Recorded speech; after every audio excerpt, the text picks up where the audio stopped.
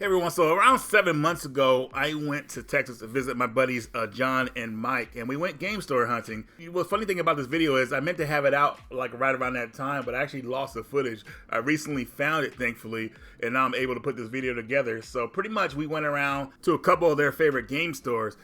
Now the funny thing about this was I actually went to go visit during the Game Fest Expo, so some of these stores were actually cleaned out because some of them had took their stuff down to that show. It was going to be a big show for them. But we did find some stores that still had everything in stock. They did their own thing, and we found some, well, I'm not going to say hidden gems, but I found some cool stuff. Now, as usual in these videos, I will show the pickups at the end, but right now I just wanted to kind of show you how we progressed and went through the stores during the day. Now, the first day was pretty intense. You know, we drove around, you know, we were very excited. We were trying to get to certain stores at a certain time. But we ended up going to get something to eat, and that was crazy because Mike said, hey, let me take you to this barbecue place. Now, Mike had said, grab a plate, it's on me. And if someone treats you to an all-you-can-eat barbecue place, man, I mean, that's almost like finding like a hidden gem. Like, dude, I was almost weak in the knees because I had barbecue in a long time, so I was very excited when I saw how they cooked everything, how everything was set up, and we were all smiling, you know. But I feel like when we did this, we should have did it probably later in the day after we did our hunting, but you know, because when you eat barbecue, you get the itis and everything if you eat too much. But now I remember why we did eat earlier, because Mike couldn't stay with us all day. He had to go, so that's why we kind of had to crunch our time. One of the first stores we actually went to was a pawn shop that John took us to. Not what you're seeing here in the footage. I didn't have that footage for that store. But I ended up getting some cool games for the DS. One is called DJ Star, and the other one was called Broken Sword number 5, Serpent's Curse. And I got each of those both of those for the total price of 15 bucks, so I was really happy. Now, usually when I go to a game expo, I usually wait to spend my money at that show. But being in Texas and Mike and John really pumped me up. We had to go game store hunting, and we went all over town pretty much. You know, it pretty much took up the whole day. And the next store we went to, it was Retro Madness. Now, I was excited to go here because John really had pumped it up. So we got in here. But unfortunately, with this store, they took all their items down to the show. So a lot of stuff was pretty much missing. But they still left a lot of good stuff behind. But I could feel like there was just something missing with the store, unfortunately. But I'm excited to go here again because I did go during the Game Fest event. So obviously, you know, some stuff was going to be missing. But this store was pretty outstanding overall. Very clean environment. Everything was nice and neat. You can see prices. I love that. I hate when stores don't show prices, man, because then you got to bother the guy, how much does this cost? They got to look it up. Not Retro Madness, man. They have everything so you can see it, and you're good to go.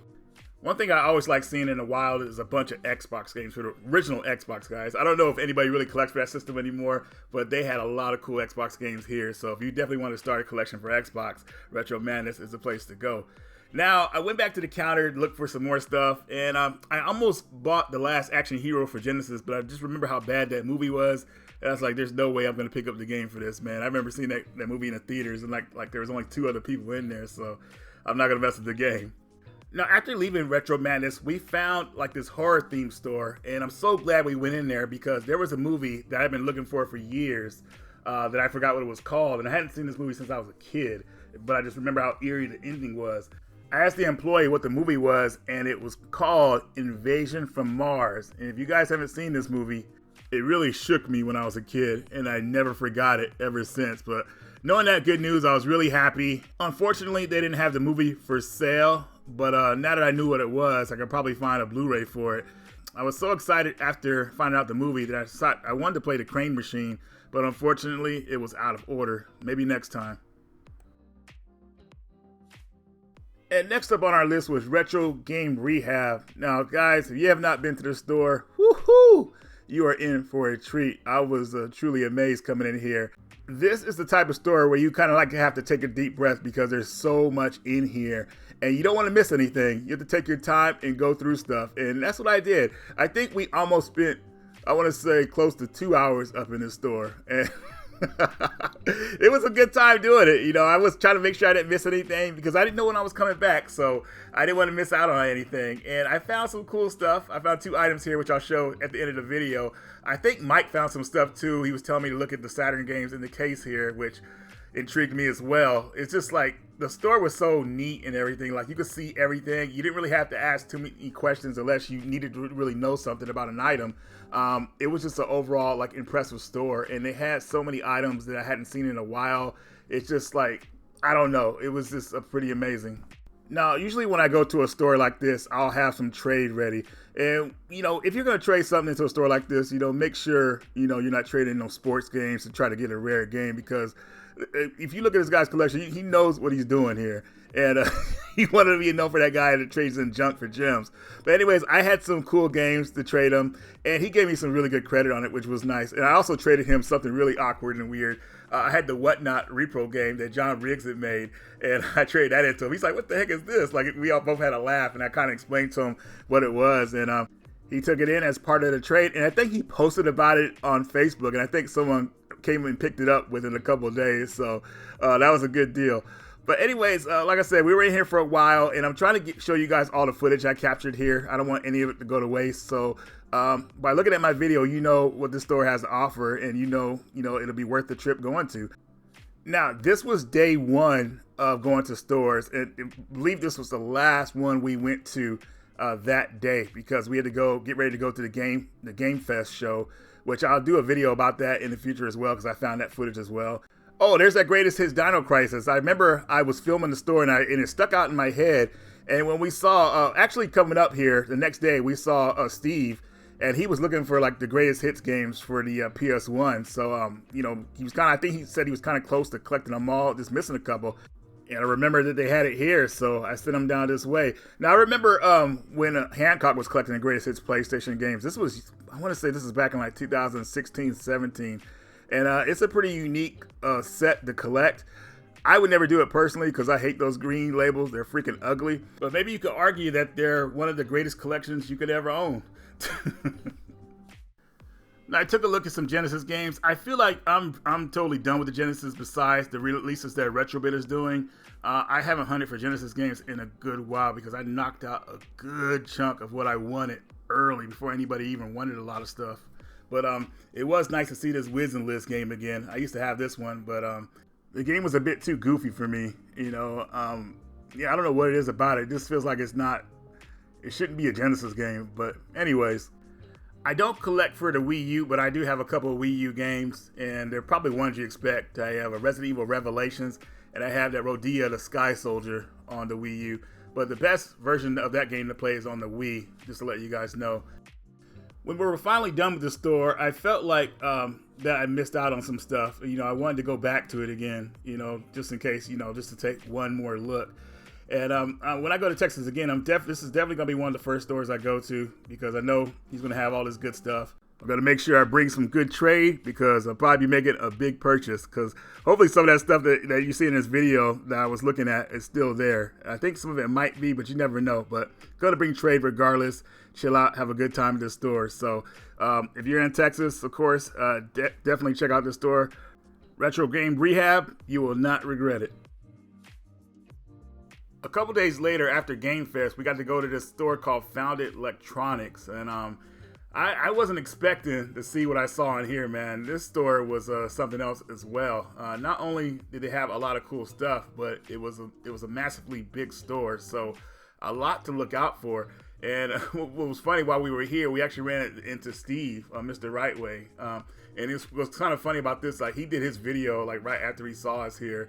And now here I am like 6-7 months later, just finding this footage and putting this video together. But anyways, like, looking around the store, you can see what they have to offer. And it was truly amazing. I found 2 games here. One was Crystallis for the Game Boy Color.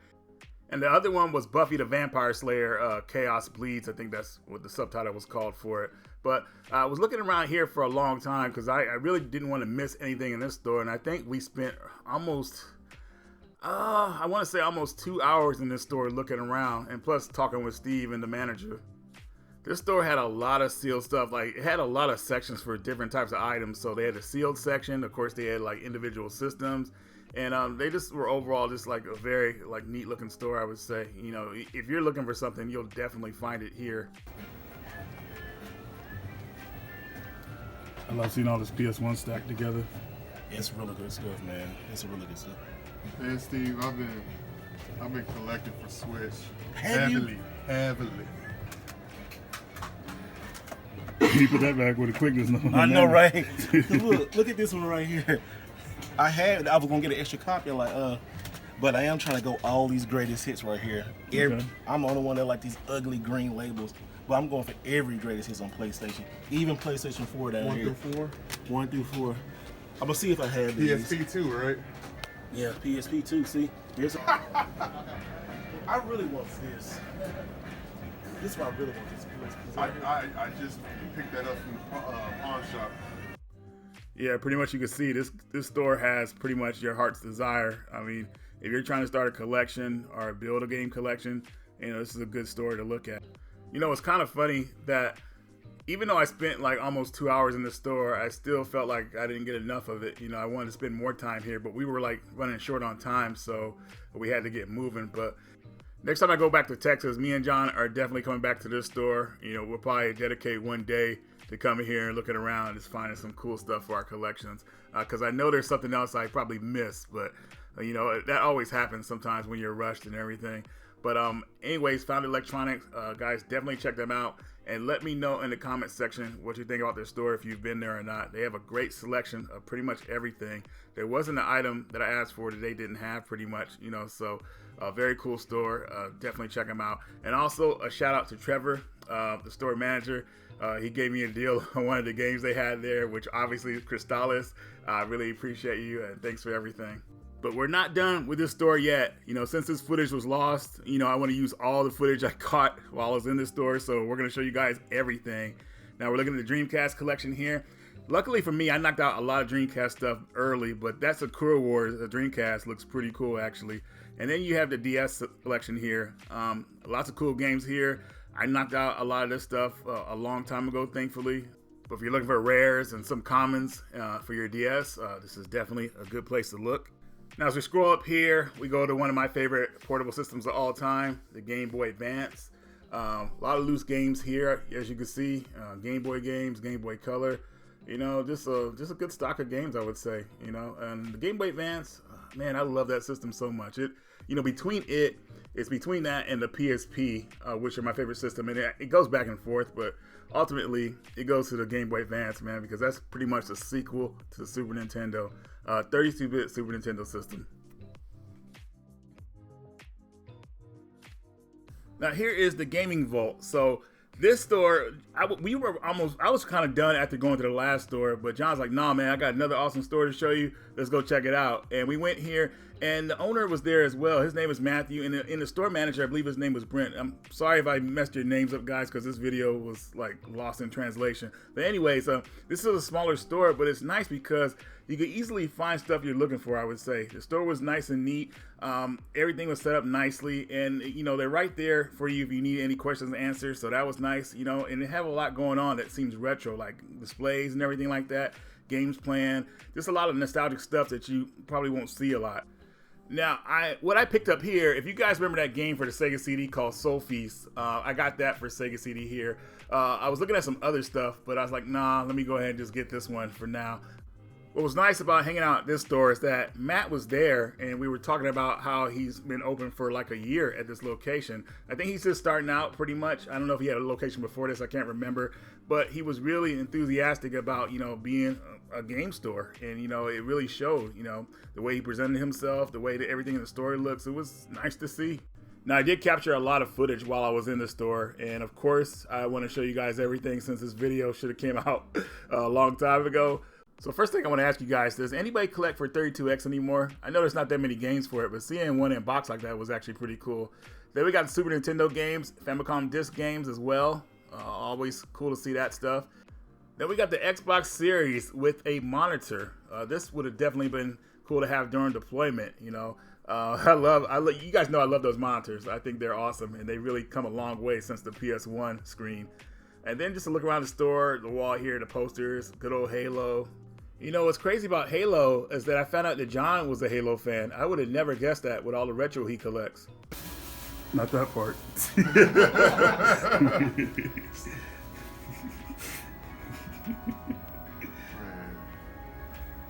the day, GameStop. Right, I know.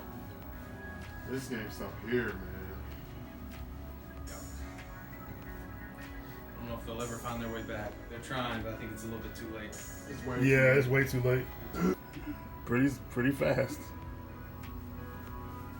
Man, I thought he would make a difference at the GameStop, but I have a lot of people ask me when they come in, you know, so like this is tempting. This is hard. very hard. That's a you don't see that very often. And the fact that this is sealed. I think it might give you a good idea. Like I Okay. I know some of them are doing it right now. Yeah. You guys should be a distributor for Nintendo. You're talking for Limited Run? Nintendo or Limited Run. Okay. Retro Rehab. I just met him. One of the nicest guys, man. One of the nicest guys. He left him a review and everything. I was talking to him for a good like 10-15 minutes. He's an awesome dude. I have his like. All right, everyone. So that's going to conclude the gaming tour part of 4 gaming stores you should check out. There's a lot more footage I can show, but I just don't want this video to be super long because we haven't even got to the pickups yet, which is coming up in a second here. But I really enjoyed my time in Texas. I enjoyed going to these game stores, and like I said, definitely keep your eye out for these stores if you're visiting or live in Texas. All right, guys, let's get to the pickups. I picked up Little Town Hero as well. Now, I don't know too much about this game besides my buddy John told me that I should pick it up. It's a good turn-based RPG. But it is made by Game Freaks, the creators of Pokemon, so you have that as well. After playing a game like Star Ocean, it kind of takes a bit to get into a game like this again, I would say. But I'll let you guys know in the future what I think about it. Just want to let you guys know I picked it up. And one of the main reasons for me picking it up was obviously I had no store credit, and it came in a collector's box, so it comes with all the extras and everything, so happy about that.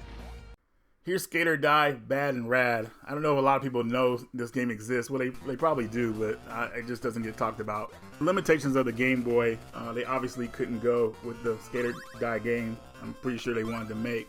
So this one's kind of more like a platform game, like a side view platform game. They do have other events that are different, but you can tell that they had to limit this game. But they found a way to give this game boss battles, which is pretty hilarious. So definitely look forward to that. The Skate or Die series is a classic series from back in the day that I would love to see them bring back. They could even play it safe by just giving us a remastered version, but I feel like a lot of gamers, new school gamers today would enjoy this game if it was remade. So yeah, let me know what you guys think about the Skate or Die series.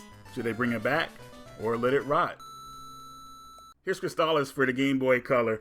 Now, not to confuse it with Crystallis on NES, they're both different games, but they're just kind of like a brother and sister version of each other, I would say. So the Game Boy version, obviously it's not that long as the NES version, but the story in this one is technology has been destroyed pretty much, and people have turned back to magic. I don't want to go too much into the story besides that, but if you like top-down Zelda game type adventure games like that, I think you can enjoy Crystallis. It's not a very long game. It might take you let's just say 5 hours to beat this game, which is perfect for a game on the go, I would say, at least for back in the day.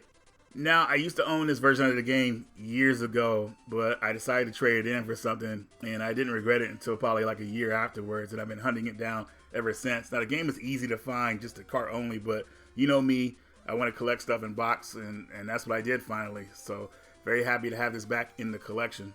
What's funny, though, is that this version is supposed to be an updated version of the NES game, but most people prefer the NES version over this one. I mean, I prefer the latter because obviously this game is shorter. But still, with either version you get, I think you'll have a good time. And, you know, what sticks out about the game on the NES is that, to me, was that it's actually published by SNK. That was always weird to me for some reason because, you know, SNK is known for their arcadey type games, not RPGs. But either ways, guys, I think this game is definitely something you want to take a look at. Buffy the Vampire Slayer was just kind of like a random buy for me. I kind of was looking for this game a couple years prior, and I could never find it for a good deal, but found it at the store, and I said, you know what, let me go ahead and pick this one up. So back when I was a kid, I used to see this show on TV. Now, I never really watched it. You know, I did like Sarah Michelle Gellar as Buffy, but the rest of the cast, they just looked way too old to be playing teenagers, so I could never really just get with it. But the episode I remember, I think it was called The Gentleman, and basically these undead vampire dudes, like they had the town under a curse where nobody could like speak, so it was like really silent. So I remember seeing they went up to this dude's room, they actually knocked on his door, and he opened the door and they grabbed him, and they pretty much like put out a knife, held him down, and they pull out a knife on him and start cutting him open while he was alive. And it was just a trippy scene because they're handing each other the cutting objects and smiling at each other, like, because they know what they're about to do to this guy. And this guy, he's trying to scream, but nothing's coming out, and then the screen, his face is black. And I'll just never forget that scene because it was just so horrible. But going back to the game, I think it's cool how they got a lot of the voice actors to come back, the do the voices. I thought that was cool. Whether this game is better than the Buffy the Vampire Slayer on the Xbox, the first game, I kind of feel like I like this one better, but I got to go back and play the Xbox version first. But I think people will like this game, especially if you're into the PS2 era, like just point A to point B type stuff in the game. I think you'll definitely like this one. Locked out. Story of my life.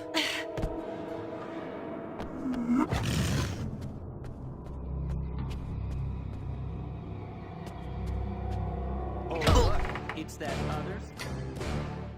Here's Soul Feast for the Sega CD. So if I remember correctly, this was a pack-in title with the Sega CD back in the day. And it also has a Sega Genesis version that seems to be rarer than the Sega CD version. But going into this game, this is a horizontal shooter. And what stands out the most about it is the soundtrack, at least from what I remember. The soundtrack will compel you to play this game all the way through. Now, I think I remember paying $20 to $25 for this complete copy of the game, which I thought was pretty much worth it. As you guys know, I'm slowly rebuilding my Sega CD collection to what it was. I'm pretty close, I would say. This was definitely one of the titles I needed. So if you haven't played this game yet, either try the Sega CD version, or if you can find the Genesis version, play that one too. Also with the Genesis version, Retrobit is re-releasing that as well, so I guess it'll be more widely available. But I think it's more common on the Sega CD, obviously, but either one, check them out.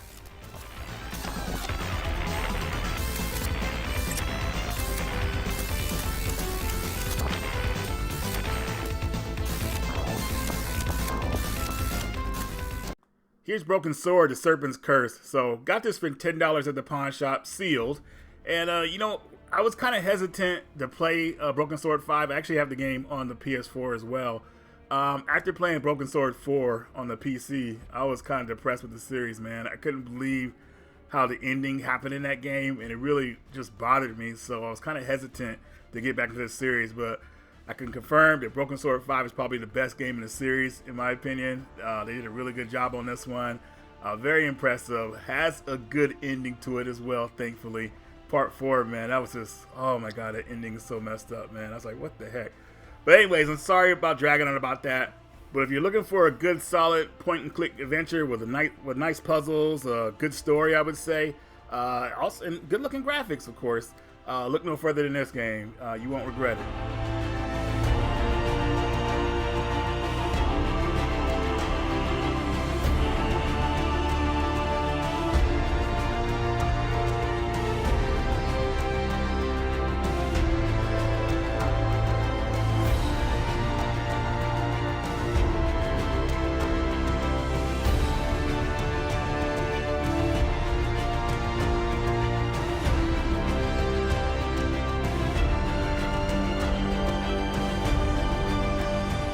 So here's DJ Star. So the reason I picked this up because it was pretty much $5 sealed. Don't find too many DS games sealed anymore, so I said why not. So this seems like, obviously this is a rhythm game, and pretty much you use the DS as a turntable pretty much. And if you do well, the people dancing to your music will actually have a good time. So it's definitely kind of like a party game. I want to be careful of playing the music here because I don't know if it's like copyrighted or anything like that. But if you see it out there, then maybe there's a reason why Deep Silver wanted to publish it. They're pretty good at picking up some good titles, but they're also good at picking up some duds too, so take that with a grain of salt. But anyways, DJ Star, if you guys have played it, let me know what you think, and if it's a good game, post in the comments why it is. Alright everyone, so I hope you enjoyed the video. The next video I'll be working on is my Game Fest video, so look out for that one, I would say. But anyways, Radical Reggie, and I will see you guys later.